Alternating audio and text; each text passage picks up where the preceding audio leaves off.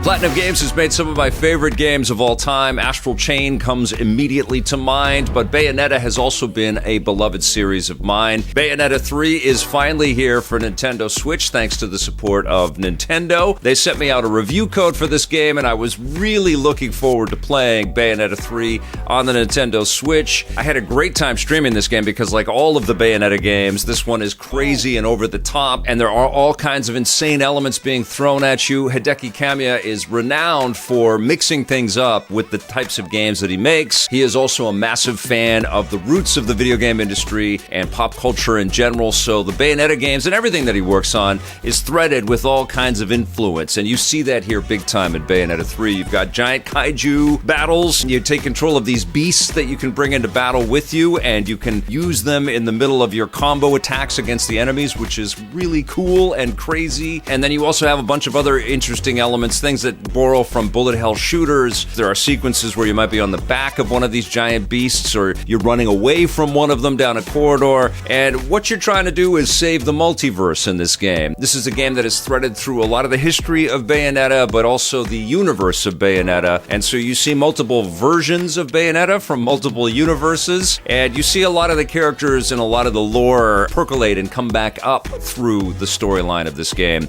But I'm gonna leave it up to other YouTubers and other articles out there to dissect this story. I can tell you that the story kind of numbed me out because I was just being introduced to character after character and weird enemy boss after enemy boss, and it just felt overly big and large, especially as the chapters went on. I want to talk more about the gameplay, and unfortunately I played this game after I had played and beaten and reviewed God of War Ragnarok, and so that was in the rear view, and it's kind of state-of-the-art with an action-adventure game that's really focused on incredible combat. I'm talking about God of War Ragnarok. And Bayonetta, I think, is one of those games that came out of incredible titles like Devil May Cry and the original God of War for PlayStation 2. It was an extension on that, and it also had this beautiful Salvador Dali kind of aesthetic with weird imagery sort of interspersed, and things would cascade into a fountain of butterflies, and you just would be blown away by the visual stimulation and the imagination of the developers, and that exists again here in Bayonetta 3,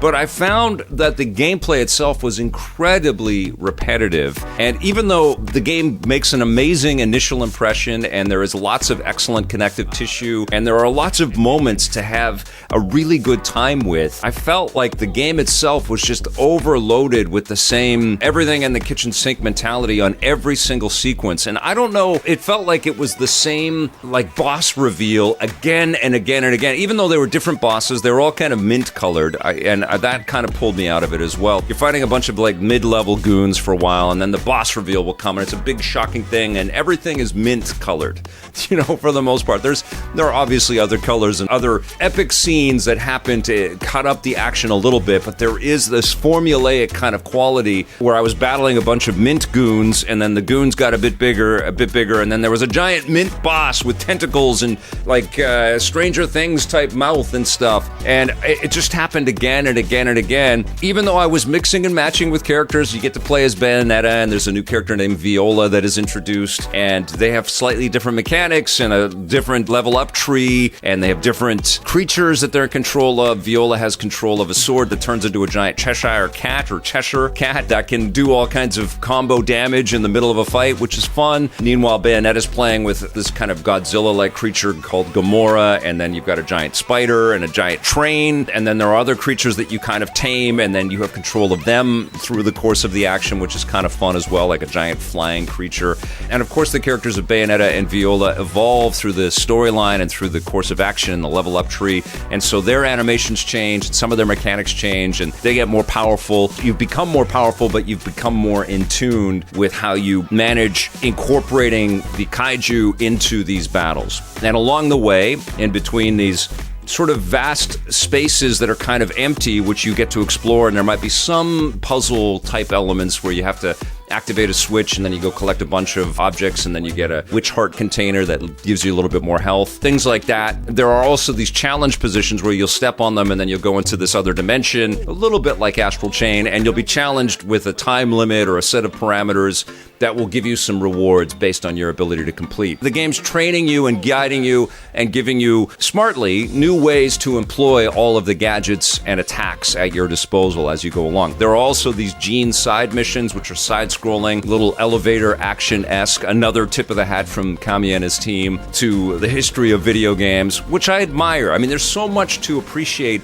and admire and enjoy in this game, but it felt cluttered and a little messy and not as focused and not as tight and also not as shocking as Bayonetta 1 and then Bayonetta 2, which were both incredible games. And I just felt that this was underwhelming, especially in the long wait since Bayonetta 2, because they're not going to shock us with the stuff and the imagery. And they're, especially on Nintendo Switch hardware, which does an admirable job at giving us a lot of 60 frames per second action in here, although there are some frame rate stumbles and stuff. But the world building is kind of suggestive more than detailed. It's not like a beautiful picture book to kind of go through and uncover all the little secrets up. There are secrets, there are areas, but it feels very much rooted in the PlayStation 3, Xbox 360 kind of era of game development. It's just not as hyper-realized and hyper-detailed as something like God of War Ragnarok or something from Software. It's sparse, it's kind of empty, and then the bad guys will pop up out of nowhere, and there's a rinse and repeat kind of thing that you go through. You get judged on every battle that you go into, and so that breaks up the action, which is fine. It's cool to get the medals and to work your way up to the platinum medals, and it all tips to the way that Bayonetta games have been structured in the past, but it breaks up the action,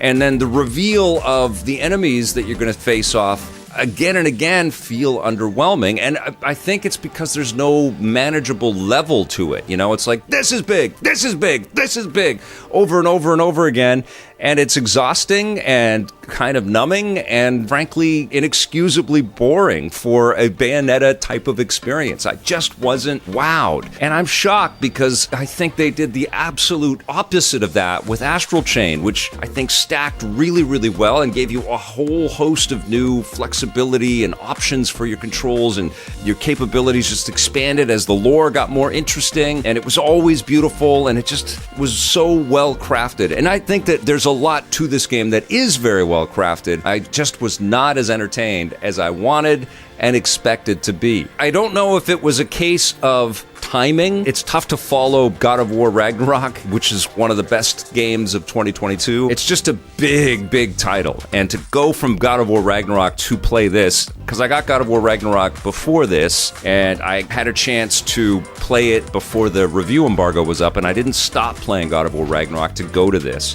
So I don't know if it's because I came off of God of War Ragnarok that I didn't enjoy this as much. I also didn't have time to go back and play Bayonetta 1 and 2. And I'm really happy that this exists, but I just know that it didn't have the impact that the previous two Bayonetta games had with me, or that Astral Chain had with me, or other titles that PlatinumGames has worked on. Definitely some interesting stuff. I plan to revisit this maybe in the new year and sort of do a little stack up and comparison between Bayonetta 1 and 2 and see how I feel about all three of these games together. But yes, I was a little bit underwhelmed, even though there is a massive amount of material in this. It's a literal multiverse of Bayonetta plot lines and story bits and characters, and I have a feeling that hyper fans of Bayonetta are going to adore this, although maybe question some of the choices. But for me, I was underwhelmed. I'm going to give Bayonetta 3 a 7 out of 10.